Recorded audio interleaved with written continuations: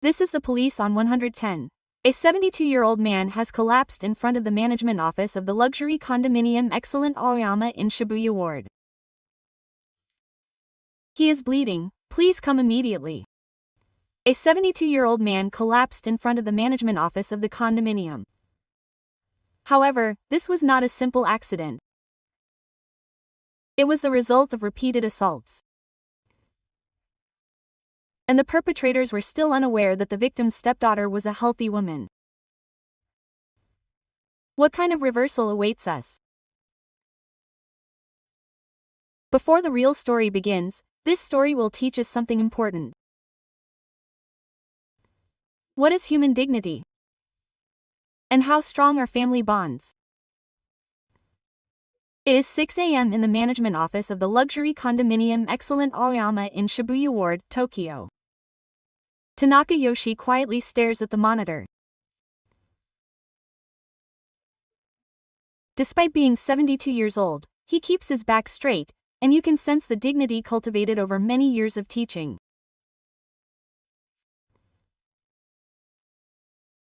Only the ticking of the old clock hanging on the wall breaks the silence of the morning.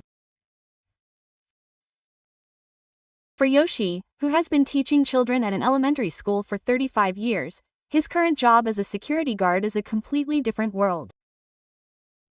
In the past, he would stand in front of the classroom every morning, waiting for the children's bright faces. But now he is facing a cold screen. Even so, he doesn't complain. He is prepared to gladly take on any job for the sake of his family. When the wall clock strikes 7 a.m., Yoshio leaves the management office and heads to his apartment. The time when the children post is one of the most important moments for him. Perhaps it is because of the habit he developed while watching over the children in the religious order. Every day at this time, he naturally watches over the children's safety.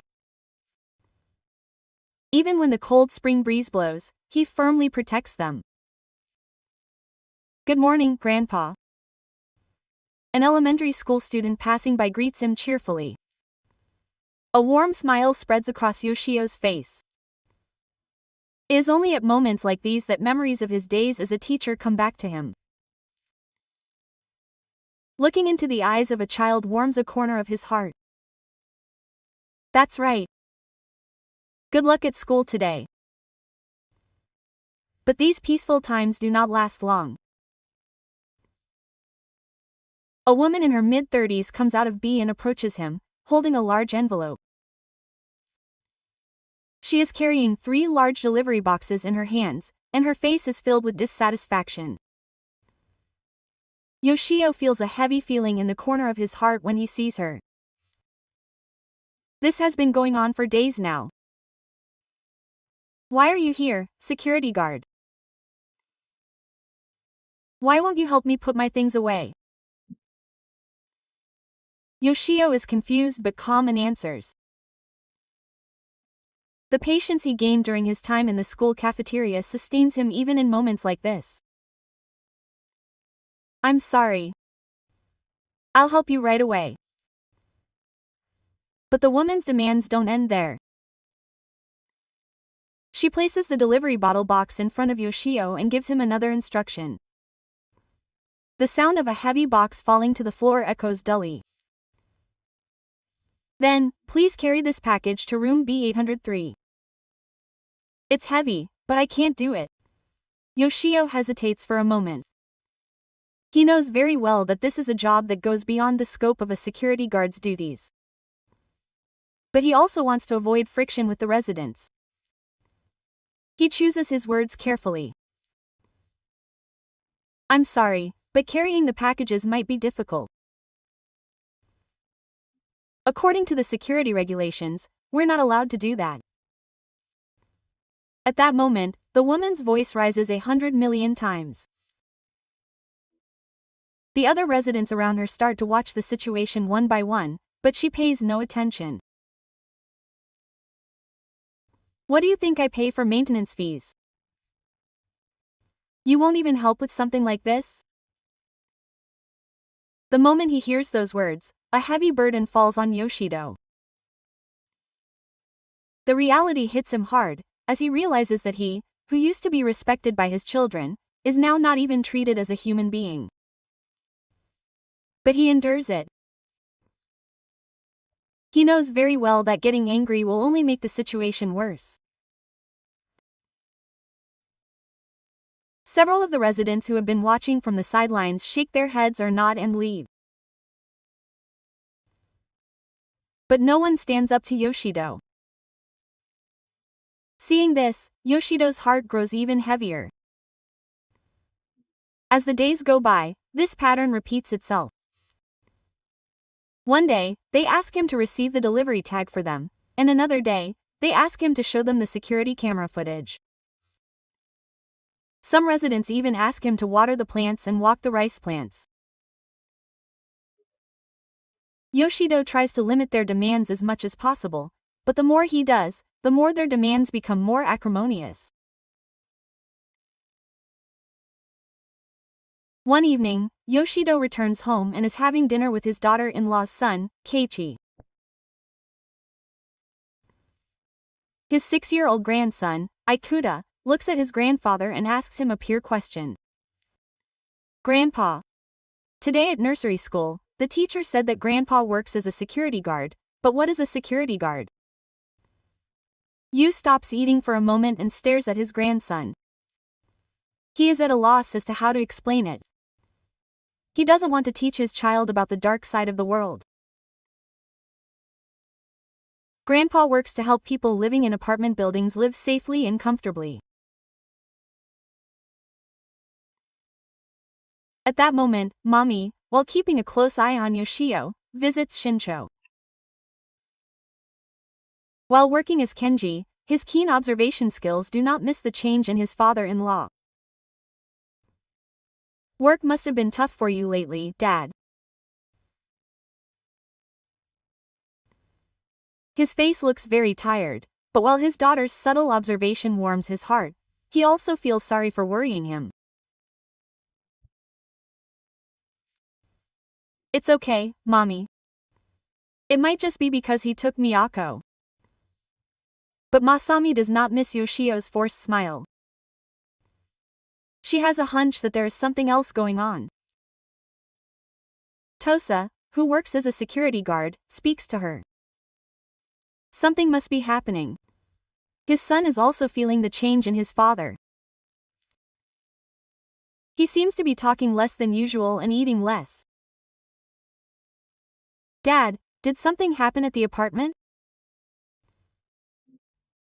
He hasn't been looking so good lately, but Yoshio shakes his head as he catches his son's worried gaze. He doesn't want to worry his family unnecessarily. "It's nothing. I'm just a little tired from getting used to my new job."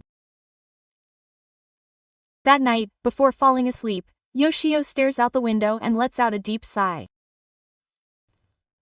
He misses the respect and love he received from teaching children for 35 years. It feels heavy-hearted now that he's just being treated as someone to be discussed. But the feeling that he has to endure it for the sake of his family sustains him. The next morning, Yoshio arrives at the apartment earlier than usual. He starts his day by cleaning the management office and organizing the mail. But today, he's bombarded with even more demands than yesterday.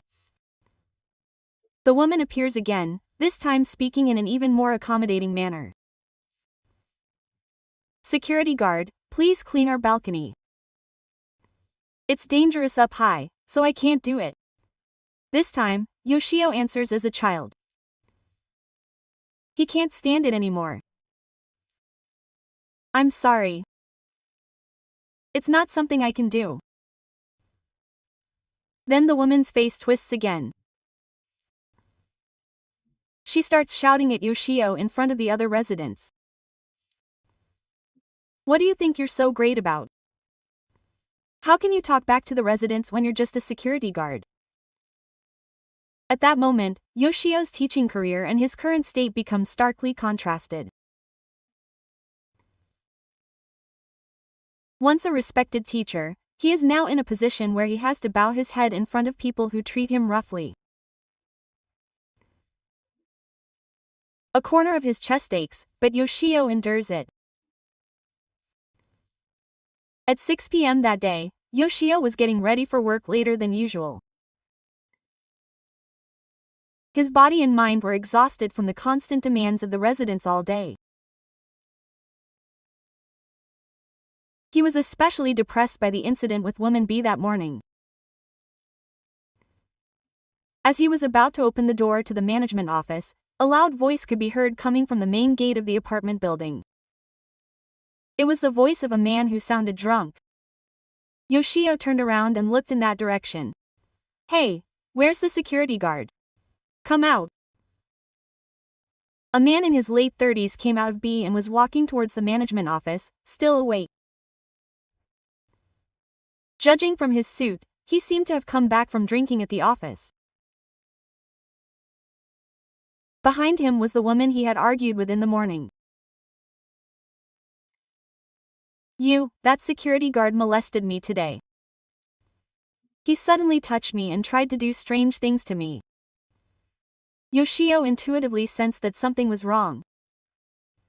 The man's face was filled with anger, along with his master's. He had been in dangerous situations like this many times while having breakfast, but now he had no colleagues to protect him.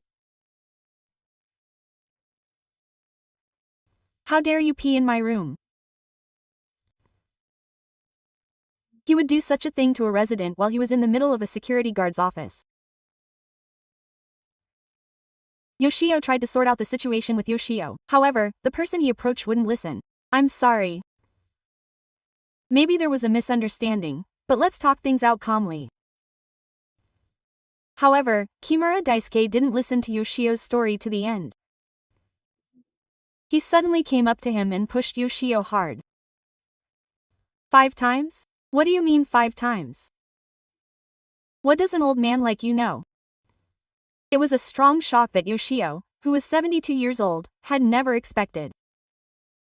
He staggered backwards and lost his balance. It was difficult for him to withstand the sudden attack because of his age. "Calm down. You can't do this." But Kimura Daisuke's anger grew even more. This time he raised his fist and punched Yoshio hard. Yoshio slammed into the wall with the impact and then fell to the floor. Several of the residents watching nearby began to murmur, saying, "If the locals tell you to do what they say, do as they are told." But no one came out to stop them. They just seemed to be watching. Yoshio sat on the floor and took deep breaths, rubbing his chest. He couldn't believe that he, who had lived his life loved by children, was being subjected to such humiliation and violence. The emotional pain was greater than the physical pain. At that moment, one of the other residents came out to try to stop the situation. "Stop it. This is too much." But Kimura Daisuke turned around and shouted at the other resident as well. "You have nothing to do with this, so stay back. This is our problem." Quote. In the end, the other resident left without intervening any further. Seeing this, Nano's heart felt even more lonely. Kimura Daisuke finally kicked Yoshio. Yoshio cried out as he felt the impact on his side. "Oh, please stop. If you ever do that to my urinal again, I won't let you get away with it." After the assault, Kimura Daisuke and his wife went back into the apartment as if nothing had happened. Yoshio could only sit on the floor for a while. His whole body ached, but the emotional wounds were deeper. After a few minutes, Yoshio was finally able to stand up. There didn't seem to be any serious injuries, but his whole body ached. He trudged home. When he got home, he didn't tell his family what had happened. He didn't want to worry them unnecessarily, and if his son or daughter-in-law came out about this, the situation would only get more complicated. Dad, what's wrong with your face? Does it hurt somewhere? No, I just fell down the stairs a little. It's nothing serious. But Masami felt something was strange about Yoshio's father. His way of walking was different from usual, and his expression was very gloomy. Are you sure Dad is okay? Did something happen at the apartment? It's nothing, really.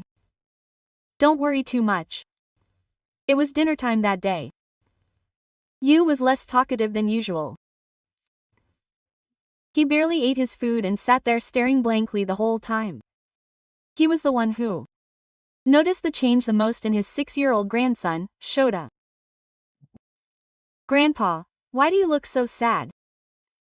Did someone bully you? The child's innocent question made Yoshio's heart ache. He didn't want to show this side of himself to his grandson, but the child felt everything. Shota, Grandpa is okay. But Shota continued to look at Grandpa worriedly. Children feel a lot more than adults realize.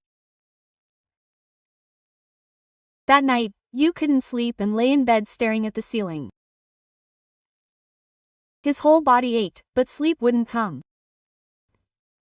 The humiliation and violence he had suffered that day kept replaying in his mind.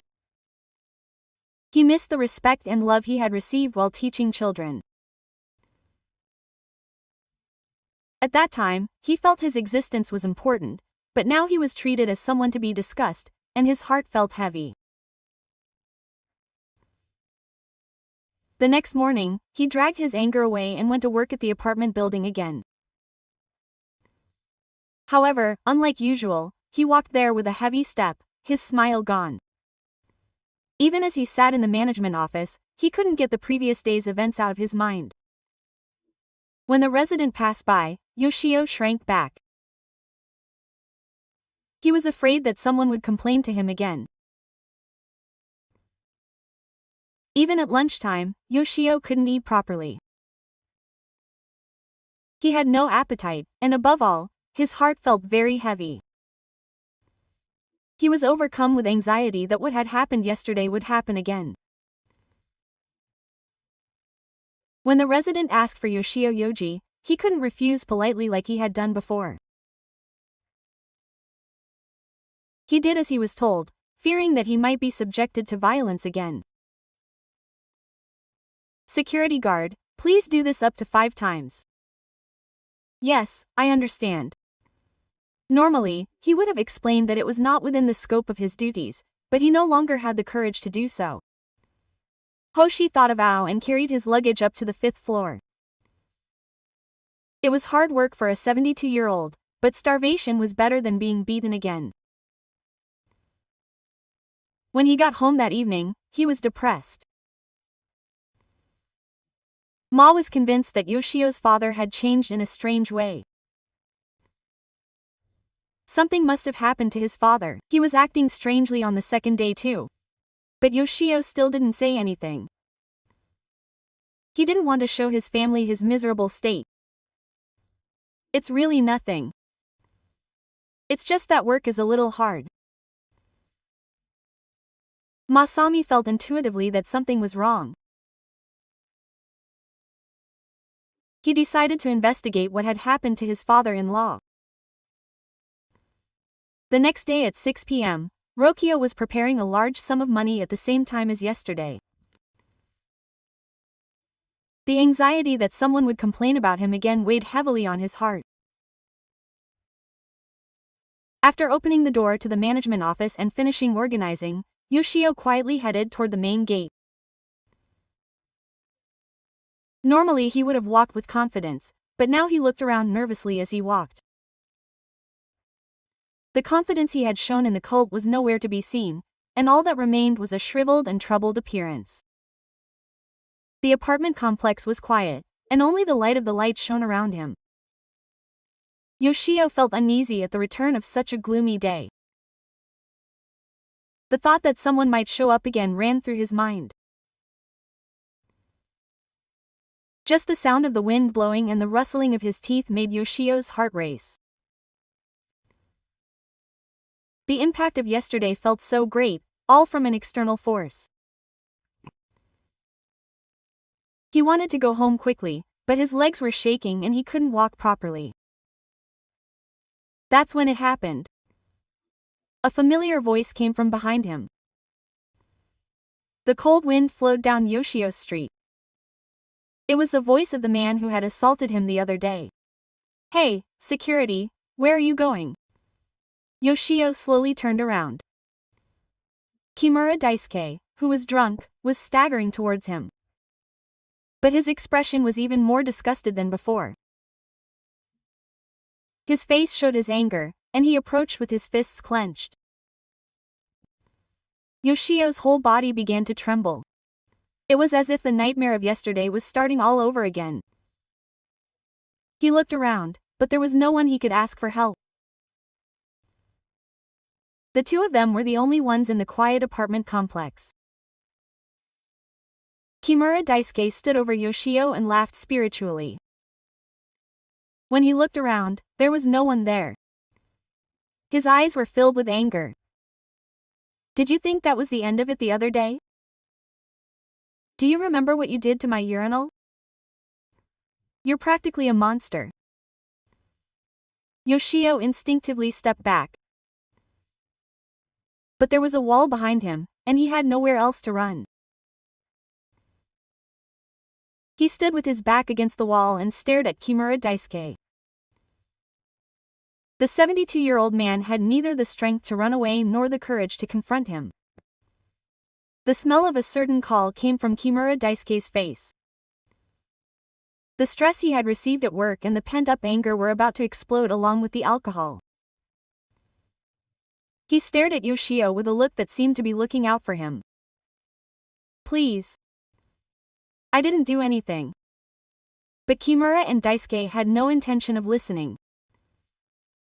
In fact, seeing Yoshio look weak made him feel even worse.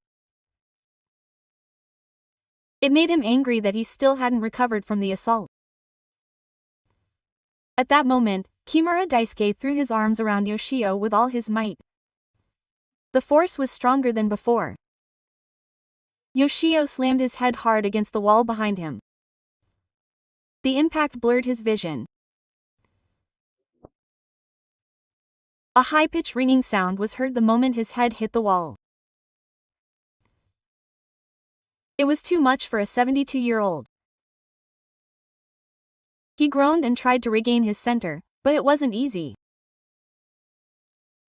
Kimura Daisuke's violence didn't end there. This time he punched Yoshio in the face with his fist. Blood flowed from Yoshio's mouth. A new round of violence was inflicted while his wounds were still not healed.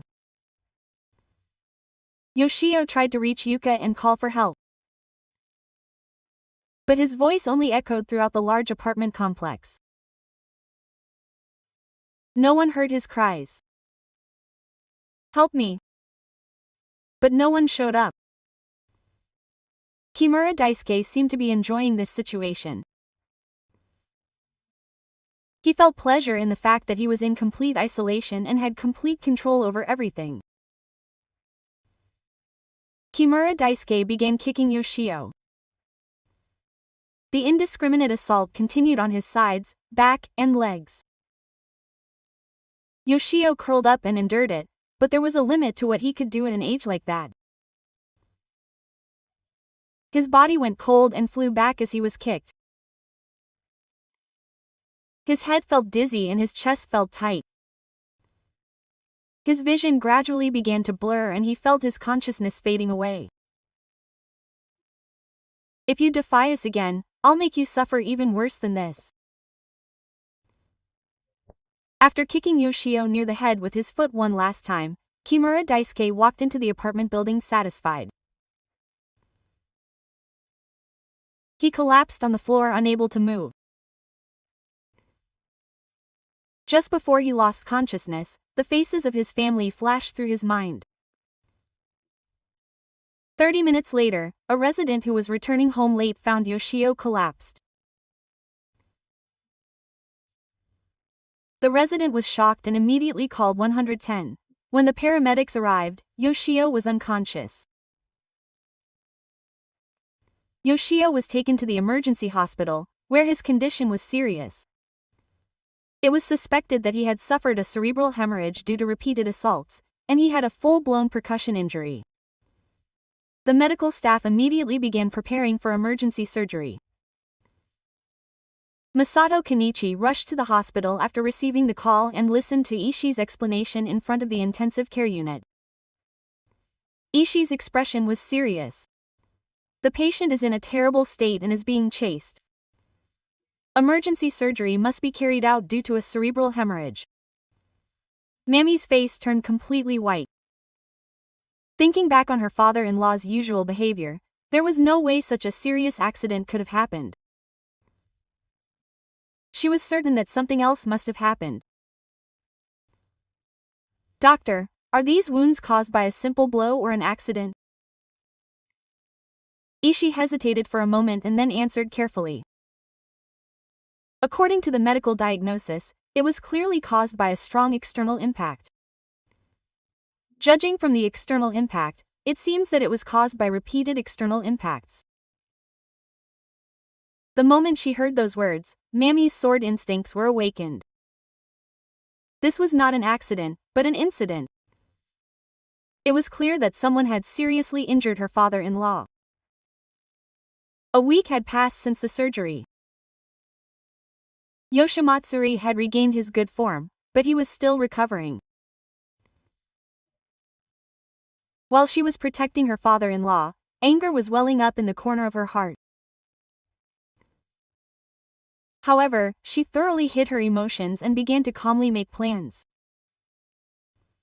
The experience she had accumulated over the past 10 years as a professional was speaking to her.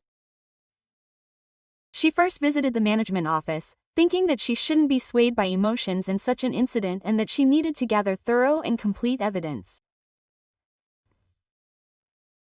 Did something special happen before her father collapsed? Since he was usually healthy and then suddenly fell ill, the management office director was completely fooled by Masami's acting. He just thought she was a worried daughter-in-law. It was probably because she was getting older. There was nothing special. However, Masami didn't miss the awkward expression on the management office director's face. She intuitively felt that he was hiding something. Ma naturally approached the residence and began to search for information.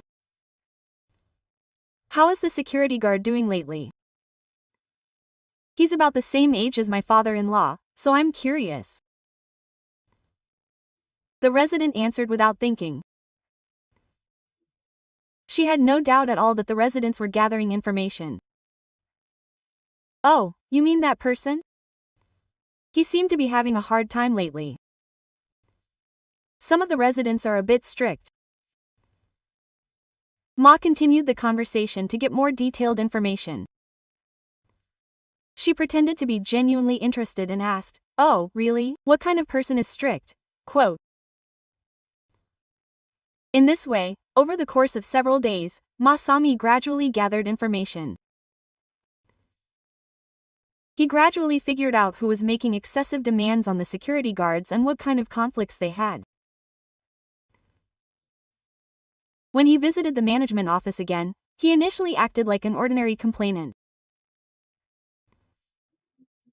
He wanted to check the security camera footage, but the head of the management office initially refused, citing reasons for protecting personal information, as he needed an accurate history for insurance processing. But Masami didn't give up. When the head of the management office continued to avoid him, he showed Mai his card. But he still approached cautiously. "Do you happen to know who I am?" "No, what do you mean?" Masami took out Kagoto's personal document. The head of the management office's face turned completely white again when he saw Takuma. "I am Tanaka, the chief prosecutor of the Tokyo District Public Prosecutor's Office." Can you show me the security camera footage now? The head of the management office was completely flustered. Kenji, too. Asami now began to press him in earnest. His previous friendly demeanor was gone, and Kenji's cold face appeared. Why have you been avoiding me even though I have asked you politely? Is there something you are hiding? The head of the management office had no choice but to lead Masami to the security camera room. Masami's face gradually hardened as she checked the footage. The scene of Daisuke Kimura's assault had been recorded as it was. But Masami showed no emotion. Instead, she calmly began to collect all the evidence. Please copy all of this footage. And also the related complaint records. A few days later, Masami secured another piece of evidence. It was the contents of a group chat among the residents. One of the residents accidentally showed the screen of his cell phone to the security guard, and it captured him looking down on the security guard. Now Masami had gathered complete evidence. But she did not act on the request. Instead, she made an even more elaborate plan. She called for a residents' meeting. But she still did not fully reveal her true identity. She wanted to talk to the residents about the incident involving her father-in-law. On that day, Masami sat quietly in the meeting room as usual. The residents were curious about what she would talk about, but they did not think it was particularly important. Daisuke Kimura and his wife also attended with confidence. They still hadn't realized the seriousness of what they had done. Do we really need a meeting about security? It's a waste of time. Honestly, the security guards these days are too insolent. Maybe we should hire new ones? Mommy listened to these words quietly. Her face showed no emotion. But inside, anger was welling up. The other residents had similar reactions. They didn't seem to care about the security guards' human rights.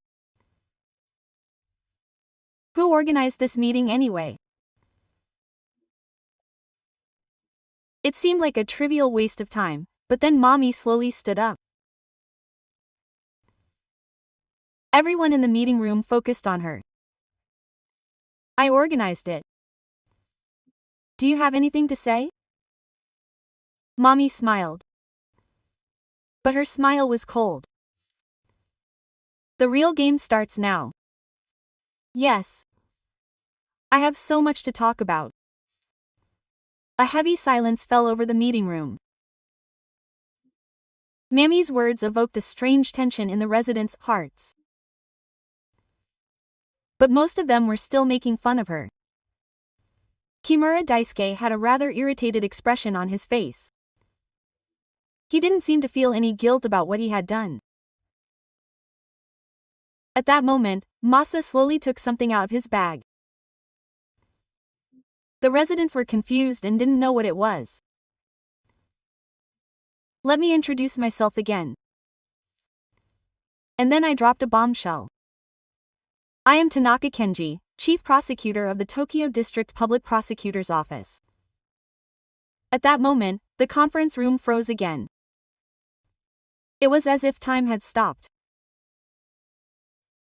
The residents who had been acting cheeky earlier were now unable to breathe. The residents stared at each other in panic. Masa looked around at the residents with a calm expression. His previous kindness had disappeared, and his cold and stern demeanor had completely appeared. The person you all said was just a security guard is my stepfather. The atmosphere in the conference room had completely changed. The residents who had been ignoring him earlier were now bowing their heads. They were overwhelmed by Masami's intimidating presence. Masami opened his laptop and connected it to the projector. The logo of the Tokyo District Public Prosecutor's Office and Tanaka Kenji's profile appeared on the screen. Only now did the residents begin to understand the seriousness of the situation.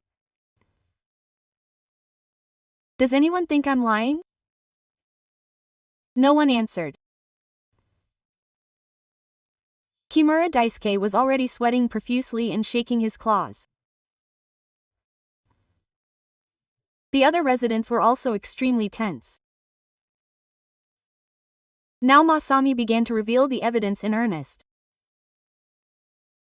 First, the security camera footage of Kimura Daisuke's initial assault on Yoshio was played. On the screen, Kimura Daisuke was mercilessly beating the 72-year-old man. Word leaked out among the residents. Seeing it in person, the assault was much more serious than they had imagined. Everything was clearly visible, from the way he called out for Yoshio Katasuke to the fact that no one came out.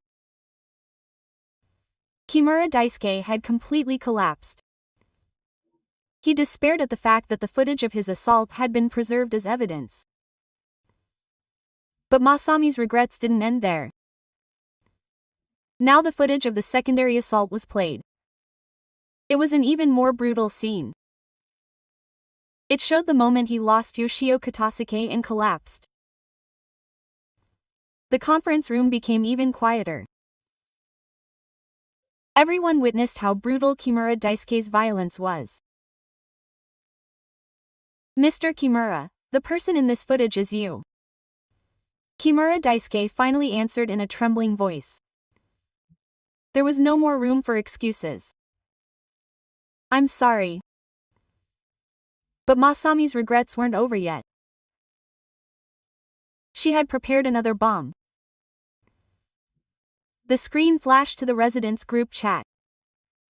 Reusing security guards successfully. Forcing the old man to do it. Using them again today. Even though they don't know anything about security. These nasty messages continued one after another. The residents' faces turned pale. They were shocked by the fact that all of their chat contents had been passed on to the police. They realized how cruel the messages they usually sent without any problem could be when they were made public. Slowly flipping through the screen, she showed more evidence. Scenes of guards being beaten up and personal insults were revealed one by one. Now you all know exactly what you did to our stepfather. The residents were speechless. It was the moment they realized how wrong their actions had been. But Masami didn't stop there. She took out another document. By the way, do you all know who our stepfather is? The residents were confused. They couldn't understand why there was something special about him, even though he was just a security guard. The screen changed to a new one. Past photos of Yoshio appeared. Photos of him teaching children at the religious organization and receiving an award as an excellent teacher. They were photos taken with his teachers. Our stepfather was a teacher who taught children at the intervention school for 35 years. When those words fell, another shock washed over the conference room. All the residents were shocked to learn that the security guard they had treated so roughly was an educator who had taught children with disabilities. The screen showed the various awards and appreciation certificates that Yoshio had received. These were documents proving his teaching career, such as the Certificate of Excellent Teacher, the Model Educator, and the Ministry of Education, Labor and Welfare. Masami's voice began to show emotion. The fact that our stepfather, who had taught children with disabilities with his own eyes, had been humiliated like this was heartbreaking. How could someone who had lived his life being respected by children with disabilities be just a security guard who could be reused by everyone? The residents were completely speechless. They realized how big an apology they had made. Kimura Daisuke couldn't raise his head to me. At that moment, Masami pulled out his last card. This case will now officially be processed. And it will also be made public during the press period. The residents who heard those words went into complete panic. It was clear that if it was regretted during the press period, their faces would be known nationwide and they would be socially buried. Kimura Daisuke suddenly stood up from his seat and knelt down in front of Masami. I couldn't take it anymore. I'm sorry. I'm really sorry. Please don't make it public during the press period. Yoshio's wife also knelt down after her husband. Her usual cheeky demeanor was gone, and she was completely subdued. We were wrong. Please. Please forgive me. One by one, the other residents stood up from their seats and began to apologize. It was shocking enough that their chat contents had been made public, but if they had intervened during the press period, it would have really been the end. But Masami remained calm. Considering the pain that Yoshiri's father had suffered, this was not enough. It's not a problem that can be solved by apologizing. The manipulation has already begun, and Mr. Kimura is scheduled to be sued for assault. Daisuke Kimura's face turned even whiter. It was clear that if he was arrested, he would lose his job and become a total scumbag. Isn't that too much? It is. It wasn't bad enough that he indiscriminately assaulted a 72-year-old man twice, so you're saying that he was being manipulated? Maya didn't stop there. The real revenge was just beginning. I also contacted Mr. Kimura's workplace. I told him that he was being manipulated for the assault. At that moment, Daisuke Kimura completely collapsed. If it became known at work, he would immediately be subject to a disciplinary action, and he would have to consider not only a promotion but also retirement. Oh, and this video will also be uploaded to Mama Cafe and the local community. Of course, his identity will be blurred, but everyone in the neighborhood will know. If it was uploaded to Mama Cafe, he would be completely buried in the neighborhood. Please. That's really not okay. There's school for the kids too. But Masami was calm. She should have worried about that before assaulting our stepfather. Kimura Daisuke couldn't argue any further with those words. He could now feel the weight of the crime he had committed throughout his body. Ma had just detonated another bomb. She took out her cell phone and called someone. When she switched to speakerphone, the voice on the other end echoed throughout the conference room. The voice on the phone was that of a reporter. She had already contacted Midori. The residents' faces turned even paler. Yes. All the video evidence is ready. Tomorrow evening, we can broadcast it on the news. Daisuke Mura was in despair. If it were broadcast nationwide, their lives would be over. Their workplace, their children's school, and all other social life would become impossible. But Masami's revenge didn't end there. She pulled out her last card. Oh, and she's also preparing lawsuits. She plans to simultaneously pursue both personnel and criminal charges, including high school drug charges, compensation for mental harm, medical expenses claims, and defamation.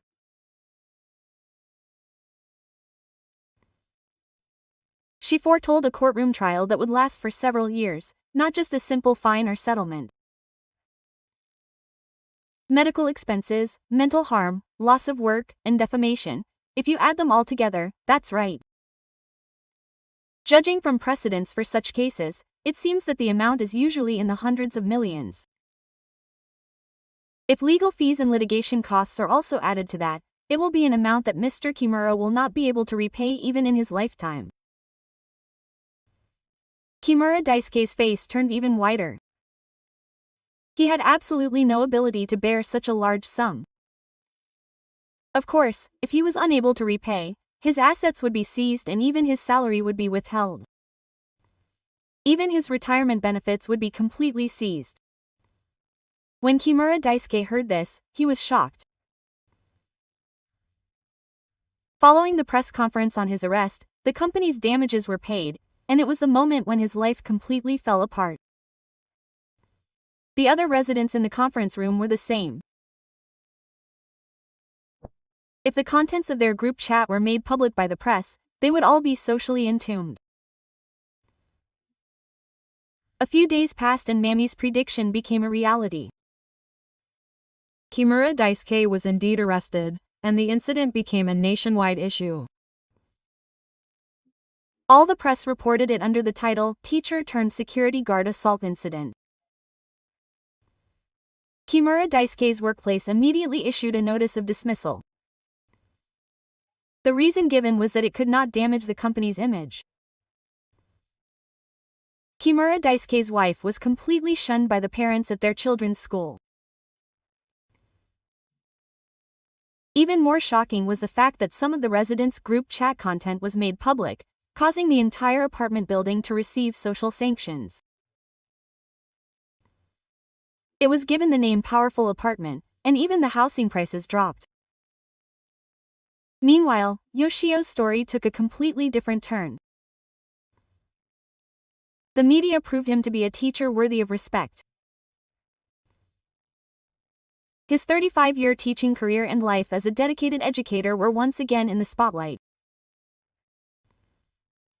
Yoshio's former students began to appear one by one. Now adults, they visited their former teacher to express their gratitude. Some had become adults, while others had become teachers, carrying on Yoshio's legacy.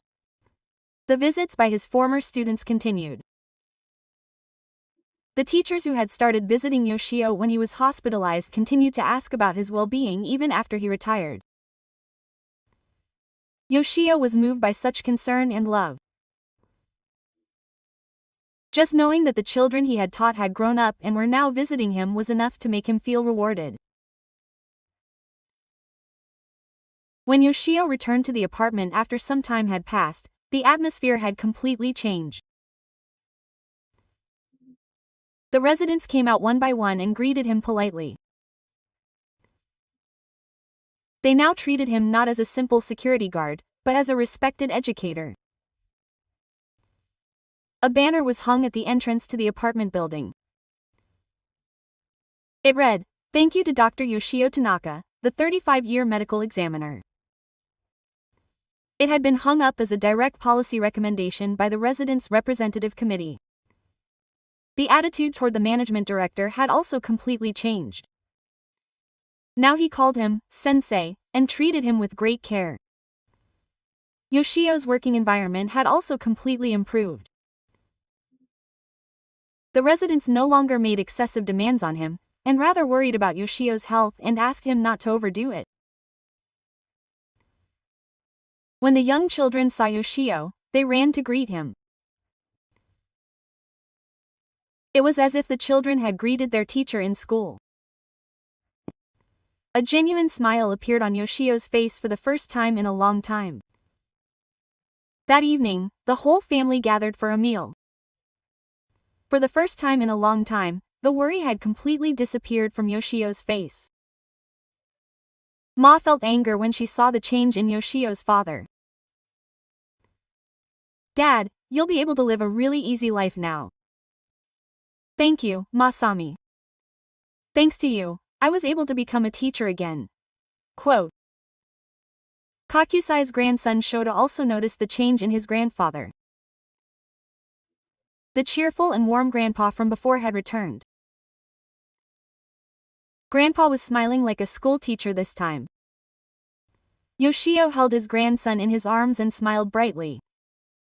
He realized once again what true happiness is. A few days later, Yoshio received a special proposal. It was a request to work as an honorary teacher at a local elementary school. The Board of Education, who knew that Yoshio wanted to teach children even after retirement, contacted him directly. Yoshio accepted without hesitation. While continuing his security job, he was able to meet the children once a week. On the first day of class, Yoshio stood before the church once again. As he looked into the children's disgusted eyes, he felt that he had regained his true self. "Hello, everyone. Let's have a fun time together, teacher." The children's cheerful responses echoed through the classroom. The passion he had when he was a young teacher was revived in Yoshio's face. Yoshio felt a deep sense of spiritual fulfillment as he watched all of this. Although it was his duty as a teacher to realize justice, protecting the dignity of his family was an even more important task. And Yoshio realized once more. No matter how old you get or how hard you face, you should never give up on your dignity. And sometimes, family can be the greatest force protecting that dignity. As the evening sun dyed the apartment building, Rokio smiled as he gazed out the window in the management office. Now he was once again a respected teacher, a beloved grandfather, and a proud father-in-law. Did this story move you a little? No matter what city you live in or what situation you find yourself in, each person has their own dignity and worth. And perhaps it is the love and bonds of family that protect this.